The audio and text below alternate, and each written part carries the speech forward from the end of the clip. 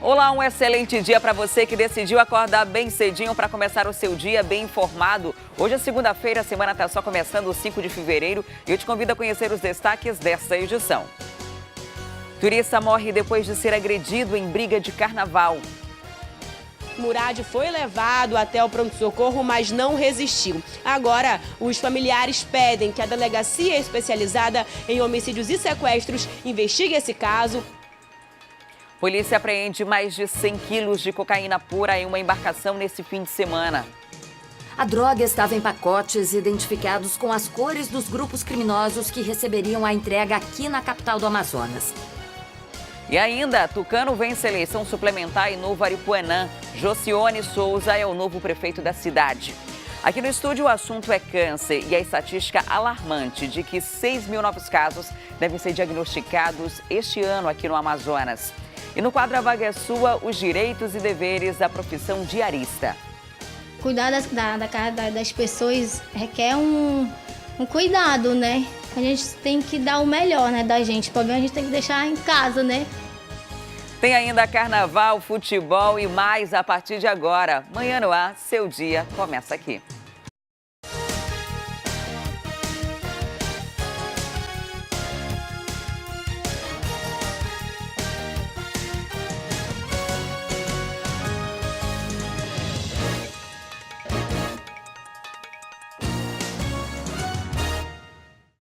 Olá, um excelente dia para você. São 6 horas 2 minutos. Nós já estamos ao vivo e você pode participar do Manhã no Ar com a gente. Manda para cá a sua sugestão de denúncia, flagrante, sugestão de reportagem. Basta entrar na nossa página no Facebook, digita lá Manhã no Ar, interage com a gente, deixe seu recadinho. E nós também estamos ao vivo pelo aplicativo A Crítica Play. E um grupo de mulheres que passaram por clientes para furtar um mercadinho na zona sul da cidade. Elas entraram e disfarçaram e praticaram um crime. Os funcionários desse mercadinho, que fica na rua Gabriel Gonçalves, no bairro Aleixo, na zona centro-sul da cidade, identificaram pelo menos 4 mulheres que participaram dessa ação. 4 ladras. As câmeras de segurança já flagraram essas mulheres no momento em que elas entram. E elas não entram todas juntas, não. Primeiro entra uma dupla, depois a outra, que estava esperando do outro lado da rua, vem também caminhando. Ela está com uma blusa igual a de uma das mulheres que já tinha entrado. E por último, entra a grávida. Dá até para se confundir, porque parece que a grávida está acompanhada com o rapaz, mas não, ela está sozinha. Boa parte da ação foi filmada nesse corredor que vocês estão vendo aqui. Uma das mulheres fica exatamente nesse ponto, mexendo aqui nessas prateleiras, disfarçando, como se estivesse olhando algum tipo de papel, como se estivesse olhando algum tipo de material. Ela recebe apoio o tempo inteiro de uma outra que está circulando pelo mercadinho. É essa outra ladra que inclusive traz a cestinha e depois de muito olhar aqui para as prateleiras, existe um momento em que essa mulher começa a fazer uma verdadeira limpa nessa prateleira que vocês estão vendo aqui, a prateleira dos cosméticos, né? Cada produto desse aqui custa mais ou menos 14, 15 reais. E quando ela percebe a oportunidade, ela começa a tirar todos os desodorantes, todos os cosméticos e a colocar dentro da cestinha. Elas vieram bem preparadas, trouxeram, por exemplo, uma sacola de plástico para fingir, né, que estavam ali colocando toda a mercadoria dentro da sacola de plástico e para poder sair como se nada tivesse acontecido. Existem momentos assim em que as pessoas estão circulando por aqui e elas até param, tentam disfarçar, mas não dá muito certo não. Exatamente atrás desse balcão, a câmera também flagra um momento em que 2 mulheres, inclusive a grávida, conseguem pegar material escolar aqui de baixo. É muito rápida essa ação. Com a sacola, a grávida, né, enche, coloca tudo que ela pode também de material escolar dentro da sacola para poder sair disfarçadamente. Ela deixa a sacola, entrega para a companheira ali e a companheira, inclusive, fica aí do outro lado esperando a oportunidade de sair. Em um outro ponto aqui do mercadinho, elas agem também escolhendo bebidas alcoólicas, bebidas de grande valor, como por exemplo uísque. Elas olham na prateleira, fingem que estão realmente escolhendo uma bebida, mas sempre pegam aquela bebida que é mais cara, colocam dentro da cestinha depois elas levam para um outro ponto, que é quando elas vão colocar dentro da sacola. Uma coisa que chama muita atenção é que elas sabem que estão sendo gravadas pelo sistema de segurança, tanto que no fim da ação, a grávida vai até o caixa, está com um saco de pão e ela fica na frente de uma das câmeras, né, que pega ela bem nitidamente.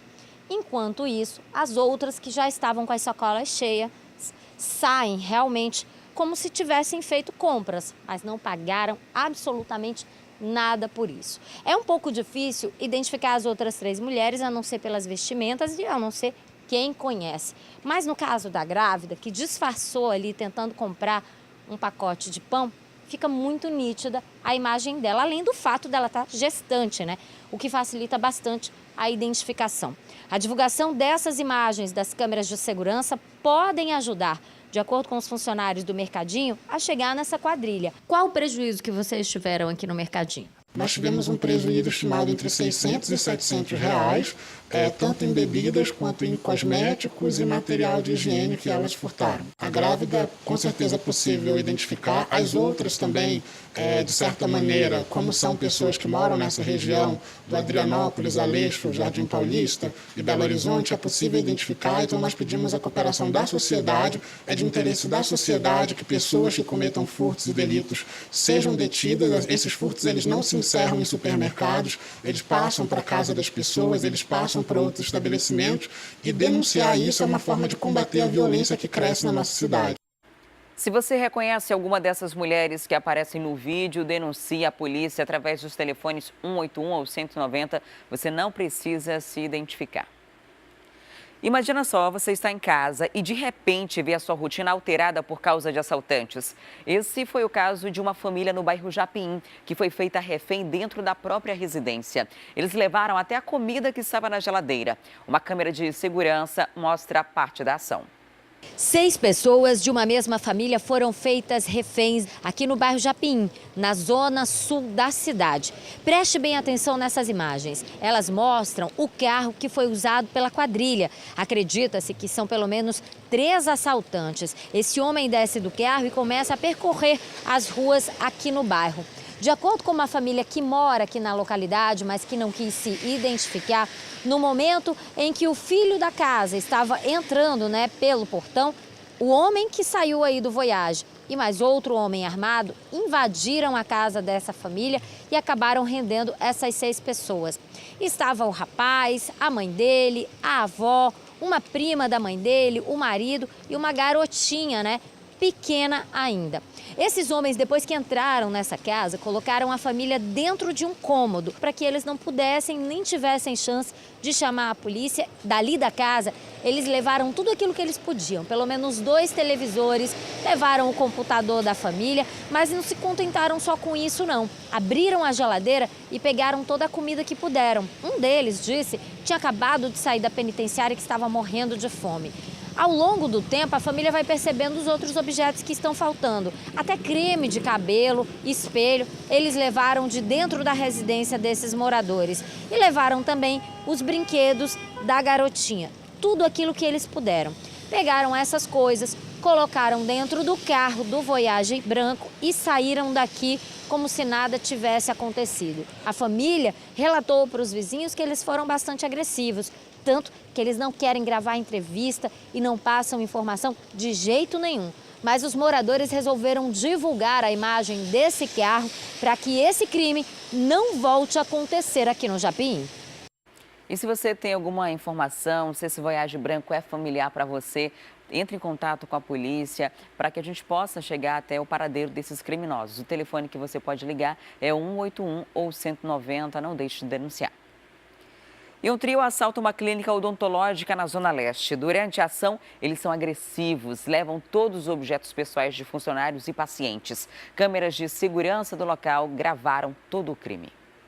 O 9º Distrito Integrado de Polícia está investigando um assalto que aconteceu a uma clínica odontológica do bairro São José.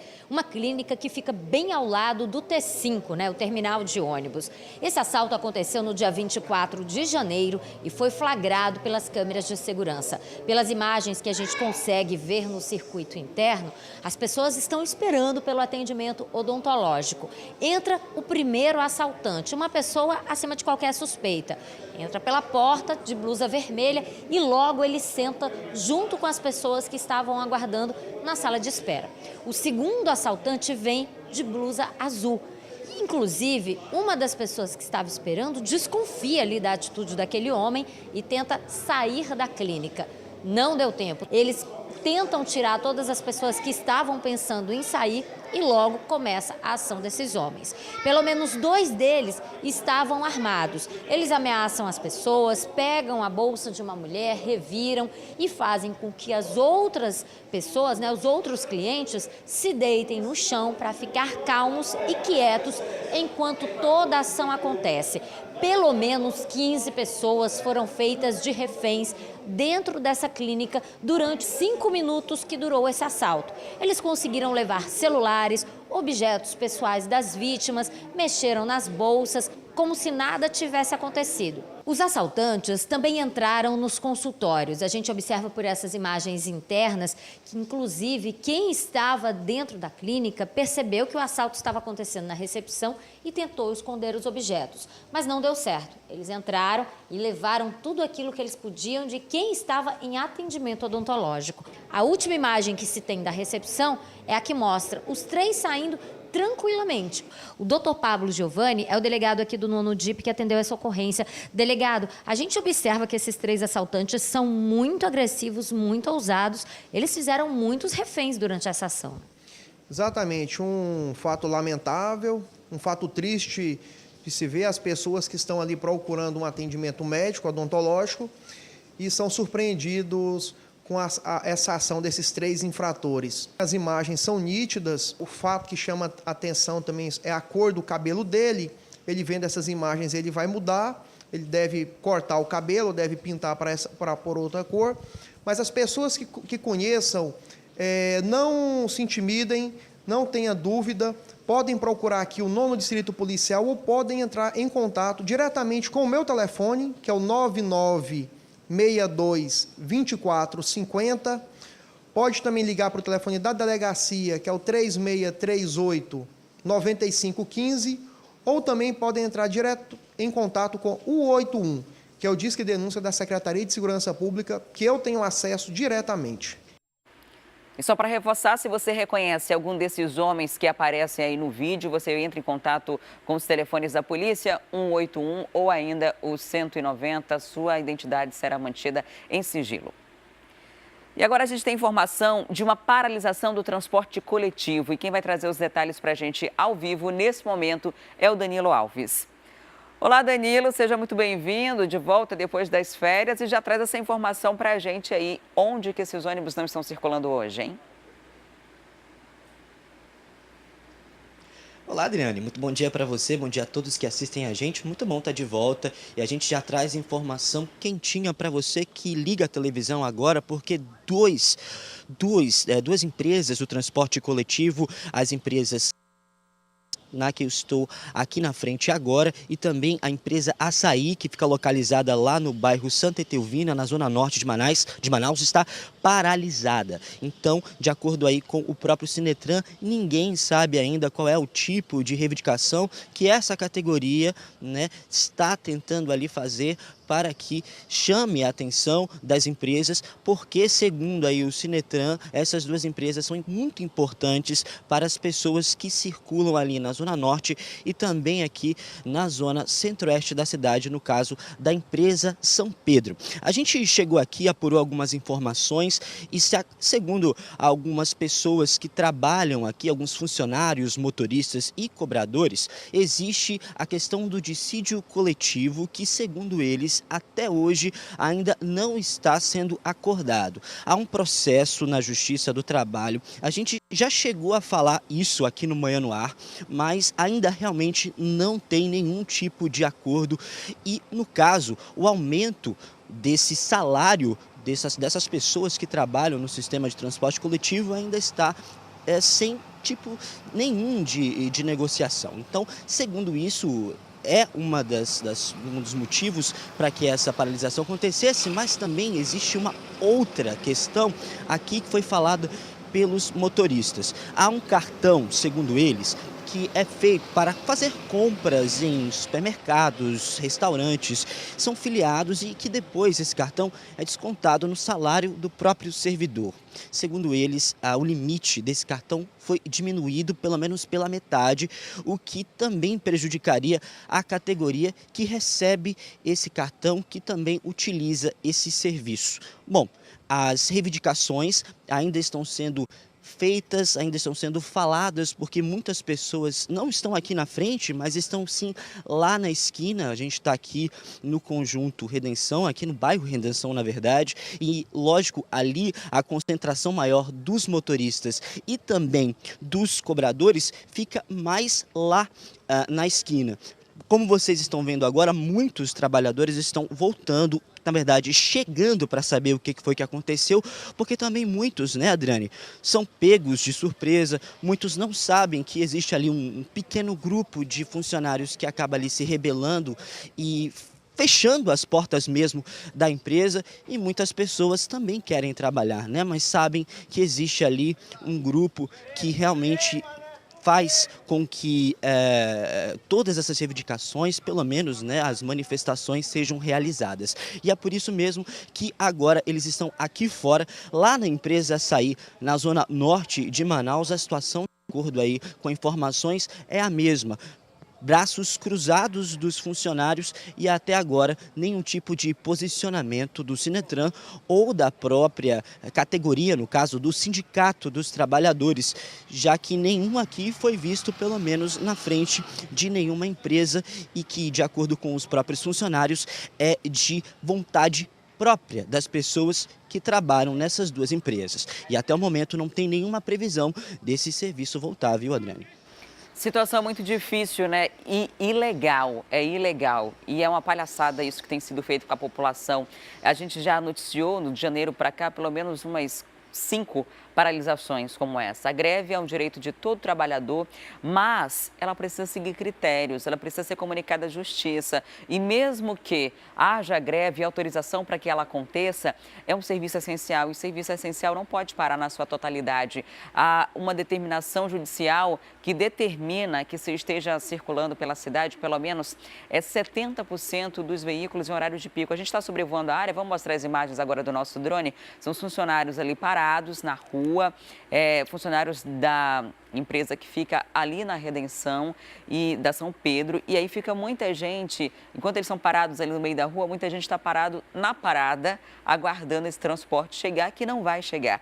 Isso porque os ônibus não estão circulando, independente do motivo aí que eles estejam alegando, é uma paralisação ilegal. Olha isso, a garagem cheia, os ônibus lotando a garagem e as paradas lotando de gente, aguardando pelo transporte coletivo para chegar ao trabalho, para chegar à escola, para chegar a uma entrevista de emprego, para tentar chegar a uma consulta médica que foi aguardada com tanta ansiedade aí, depois daquela primeira batalha de se conseguir um atendimento, e agora os ônibus não estão circulando. Greve é um direito do trabalhador, dissídio é um direito do trabalhador, mas o direito de um acaba quando o do outro começa, né? Você não pode impedir que a população seja deslocada logo numa segunda de manhã, né? Tanta gente com tantos planos acaba ficando prejudicada por conta dessa paralisação.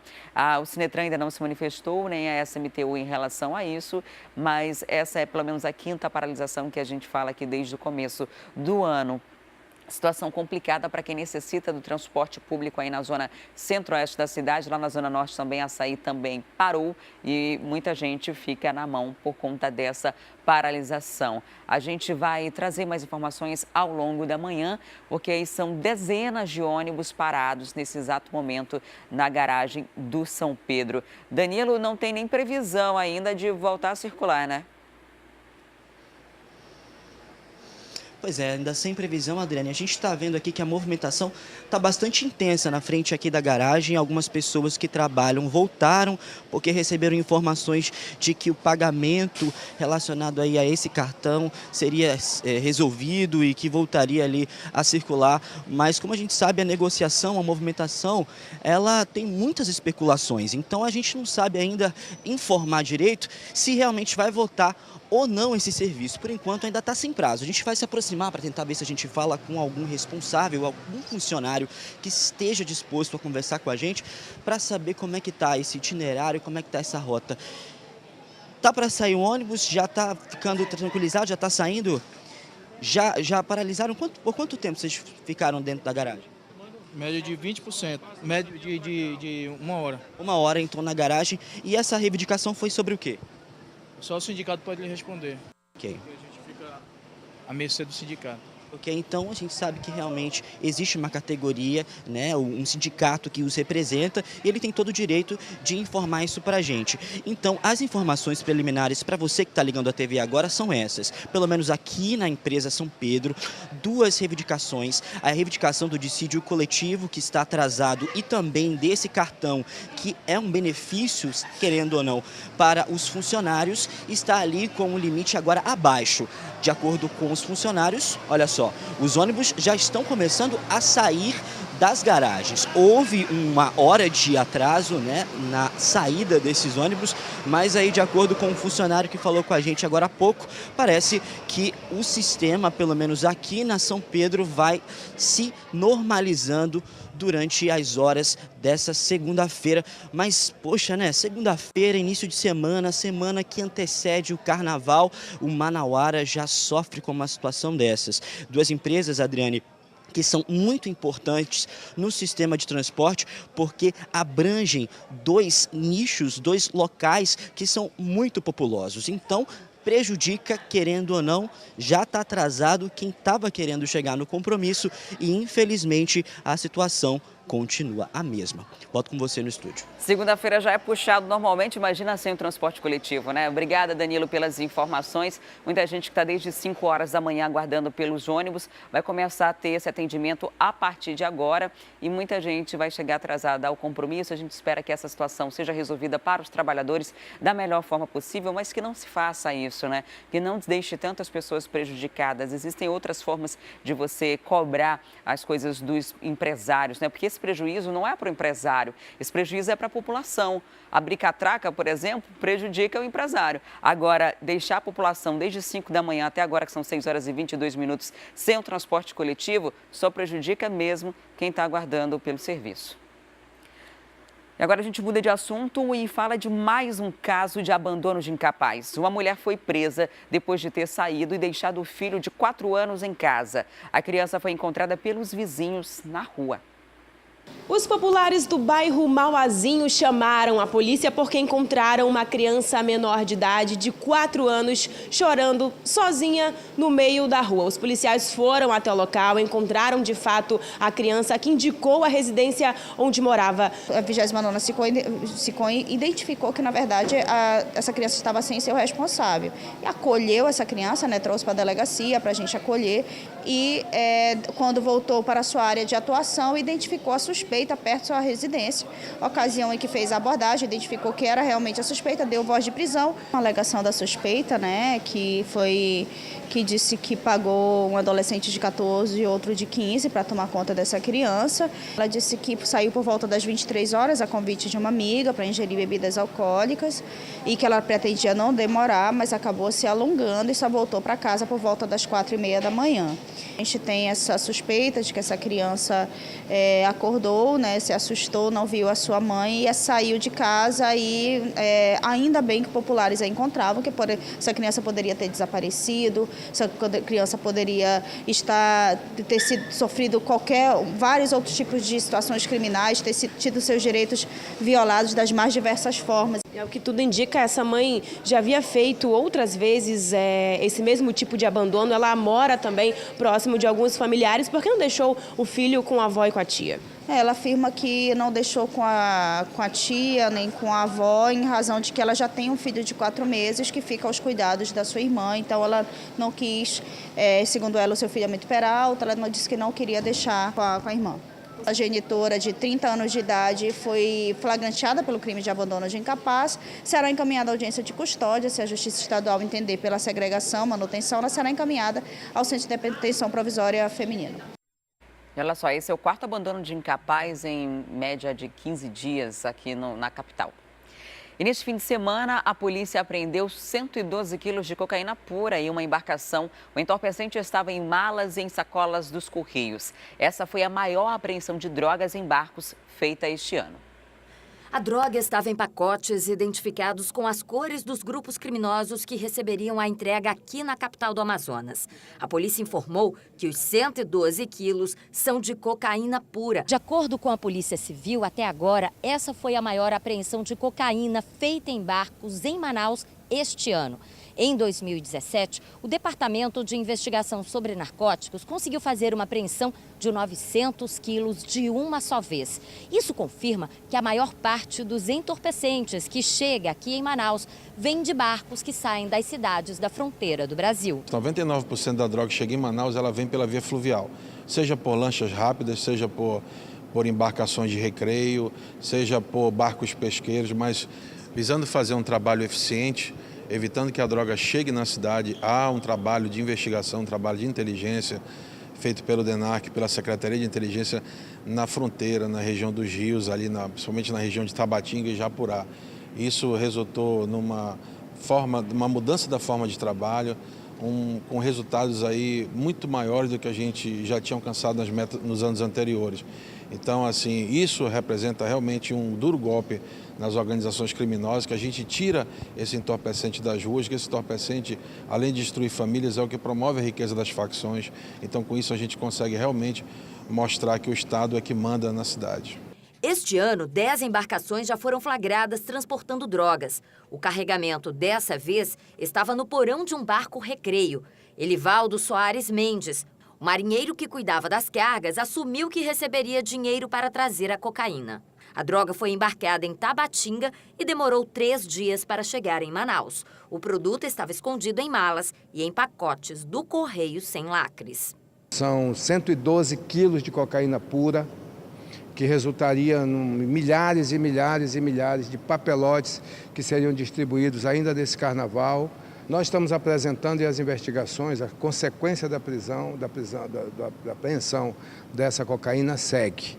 É sempre bom a gente guardar o que a gente vai fazer para frente, porque a apreensão de uma quantidade de droga dessa sempre leva a outra próxima, que brevemente nós vamos anunciar. E nesse fim de semana, a Secretaria de Administração Penitenciária flagrou 2 visitantes tentando entrar na unidade prisional do Puraquequara com poções de drogas escondidas dentro dos alimentos. Quem tem mais detalhes sobre esse assunto é o Danilo Alves. Olá, Danilo, explica pra gente como aconteceram esses flagrantes da UPP e o que acontece com quem tenta entrar com material ilícito em unidades prisionais. Então, Adriane, a feijoada batizada, foi encontrada por volta das 6h15, de acordo com informações aí da Polícia Militar, que também realizava o procedimento de revista junto com a Secretaria de Administração Penitenciária, informou que a Luziele de Oliveira Barroso, ela é companheira de um detento identificado como Adriano Rodrigues. Ele estava na unidade prisional do Puraquequara, que fica lá no bairro Puraquequara, na zona leste da cidade, e de acordo ainda com a SEAP e a PM, ela estava com aquele pote de feijão, a feijoada, que de acordo com ela era do almoço da família. Em seguida, ela foi apresentar durante a revista dos alimentos, que é feita pela SEAP toda vez que é realizado uma visita de parentes. E lá dentro do feijão foi encontrado 10 porções de drogas, 9 de maconha tipo skunk e 1 de cocaína. Logo depois, não passou nem 30 minutos, um outro caso na mesma unidade prisional também foi registrado, como você falou. Dessa vez foi a mãe de um detento, o detento identificado como Adriano. É o Adriano Gabriel. Na verdade, é Lucas o nome do detento, é Lucas Gabriel Lameida de Castro. E o nome da mãe desse detento é Marjorie Alexandra Bezerra Lameda. Ela também estava na UPP e também fez o mesmo procedimento que foi realizado com a companheira do outro detento. Foi então que, quando ela estava ali passando pela revista, dentro de tripas de porco que eram colocadas para incrementar ali o feijão, foram encontradas 39 trouxinhas de maconha tipo skunk. Elas duas foram levadas para o 14º Distrito Integrado de Polícia e devem responder agora pelo crime de repasse de drogas, né? No caso, agora também vão ficar suspensas, né? Essas pessoas, como você perguntou no início aí da nossa entrada, o que acontece com elas? Na verdade, a SEAP, ela suspende, dependendo do tempo, a visita dessas pessoas. Elas vão ficar pelo menos 30 dias sem poder visitar os parentes dentro da unidade prisional, além, lógico, de responder judicialmente pelo crime de repasse desses entorpecentes para os detentos dentro do sistema. Muito arriscado, né? A feijoada batizada foi despejada depois, Adriane. Danilo, eu vou pedir aqui para mostrar de novo esse feijão. Vamos mostrar a imagem do feijão para quem está em casa aí acompanhando? Essa foi a droga que foi encontrada dentro do feijão. E era um feijão, aquele tradicional feijão com bucho. E sabe onde estava essa droga? Dentro da tripa. Eles tiveram trabalho de colocar dentro da tripa a cocaína para entrar na unidade prisional. E Danilo, além de ter essa suspensão de visita, o que pode acontecer com essas mulheres é até responder, serem indiciadas por tráfico de drogas, dependendo da quantidade de drogas que elas resolveram colocar dentro da tripa do feijão, né? Isso mesmo, o tráfico de drogas, que é um crime, agora nas unidades prisionais, onde você que é parente de uma pessoa que já está presa, quem sabe por tráfico de drogas, ainda fazer esse tipo de crime para alimentar, né, querendo ou não, o vício do seu ente querido, da pessoa que você está lá. A gente sabe que a escolha, né, é da pessoa que está fazendo isso, né? É o risco da pessoa que vai realizar isso, mas é crime, né? Então, é sim punível e é sim a pessoa que realizar esse crime pode ser presa pelo crime de tráfico de drogas. Então é melhor pensar 2 vezes antes de praticar uma situação dessas. E ainda de acordo com a própria SEAP, viu, Adriane? Essas inspeções vão ficar mais rígidas com o novo sistema que, de acordo com a SEAP, aí, vai ser implementado a partir de março. Então, de acordo aí com a própria secretaria, vai haver um rigor maior com essas apreensões e também com todas essas expensões dentro do sistema prisional. Será que o pessoal vai continuar ainda se arriscando assim desse jeito? Danilo, não sei o que passa na cabeça não. Se é saudade do namorado, marido, do filho que está ali, não adianta não, porque quando for presa, vai para outra unidade. E aí não vai ver durante um bom tempo. Muito obrigada pelas informações, até daqui a pouco. E um homem morreu depois de ser agredido por um grupo de outros homens em uma tradicional banda de carnaval no último sábado. A família dele alega que o SAMU não prestou atendimento médico porque a vítima estava alcoolizada. A vítima foi identificada como Murad Murad. Segundo o depoimento dos próprios familiares, ele e alguns primos vieram para o centro da cidade para uma tradicional banda de carnaval na tarde do último sábado para se divertir, descontrair, mas não foi isso que aconteceu. A noite terminou em tragédia. Depois de algumas horas de diversão, um primo de Murad teria mexido com a namorada de um homem que estava em um outro grupo. A partir daí, uma discussão foi iniciada. Murad foi bastante agredido fisicamente até a chegada dos policiais que faziam patrulhamento aqui nesta área da cidade. A briga foi apartada, terminou, Murad foi para casa com os primos. Depois de algumas horas, ele começou a passar mal. Os familiares decidiram chamar o SAMU, o atendimento, mas o socorro foi negado. Segundo o depoimento dos próprios familiares, o atendente teria dito que não poderia enviar uma ambulância porque Murad teria ingerido bebidas alcoólicas. Os familiares insistiram no atendimento, disseram que ele estava sem respirar e também sem batimentos. Mesmo assim, o atendimento não foi feito. feito. Murad foi levado até o pronto-socorro, mas não resistiu. Agora, os familiares pedem que a Delegacia Especializada em Homicídios e Sequestros investigue esse caso, peça as imagens de segurança do CIOPS para descobrir quem são os autores dessas agressões. E também pedem uma resposta da Secretaria Municipal de Saúde para saber o porquê que a ambulância não foi enviada. Murad estava no Brasil há aproximadamente 2 meses, juntamente com a esposa e os 2 filhos menores de idade. E para quem acha que janeiro choveu muito, é melhor se preparar. Nos próximos 3 meses, a previsão é de chuvas mais intensas.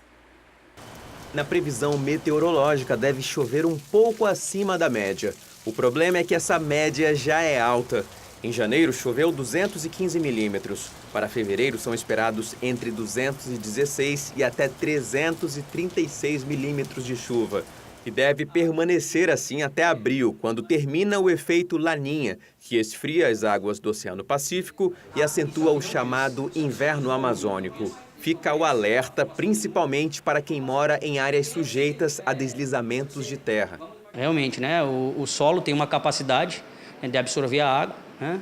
Essa capacidade já deve estar chegando no seu limite, né? E aí, quando esse limite é atingido, começa a deslizar, né? Quer dizer, pode deslizar, né? Começa a escorrer na superfície, podendo acontecer o deslizamento. Então, atenção redobrada no período chuvoso. E agora a gente faz um intervalo e volta daqui a pouquinho, em instantes, com a nossa interação ao vivo com a Rádio FM O Dia. Vamos falar sobre os radares, aqueles corujinhas. Manaus está há 3 anos sem fiscalização eletrônica e tem ainda uma entrevista sobre câncer. Dados apontam que só este ano 6 mil novos casos serão diagnosticados aqui no Amazonas. Isso e muito mais daqui a pouquinho, então não saia daí.